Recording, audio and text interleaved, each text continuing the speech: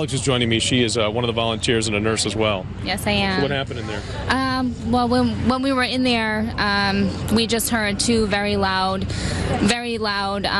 rumbling sounds, big bangs, twice. We weren't sure what they were. We originally thought that maybe a speaker had blown, something like that. But then I think we all had that feeling that it was something more than just that. And then we had, there was an announcement, all medical personnel to the end of the tent, and then they started rushing people in emergently with bleeding. And you saw the injuries? Yes, some of them were very profound. One woman had lost her leg, lots of bleeding. Some children were involved as well. And we took care of the ones that we could and got them into the ambulances as soon as possible.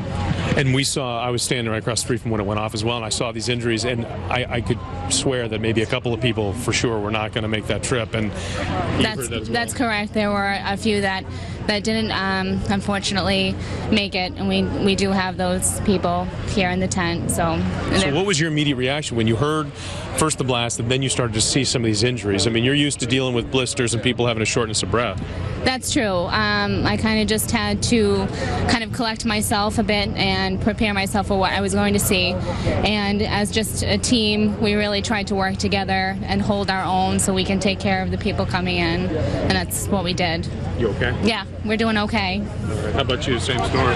Pretty much. I'm Maureen Caranto, and I'm a nurse practitioner, so I actually was, helping a runner at the time, and, he became pretty nervous as to what actually was going on, so my first focus was to take care of him and just reassure him. But then once his wife came in and then another nurse came, I then went up to the scene because I have, some trauma experience. So I did go up the street. I got to say, I've been doing this business a long time. I've seen a lot of horrible stuff. Yeah. That goes right to the top of the list. Yeah, it pretty much does. I think what really surprised me was the number of people and just really the amount of blood, the amount of injuries.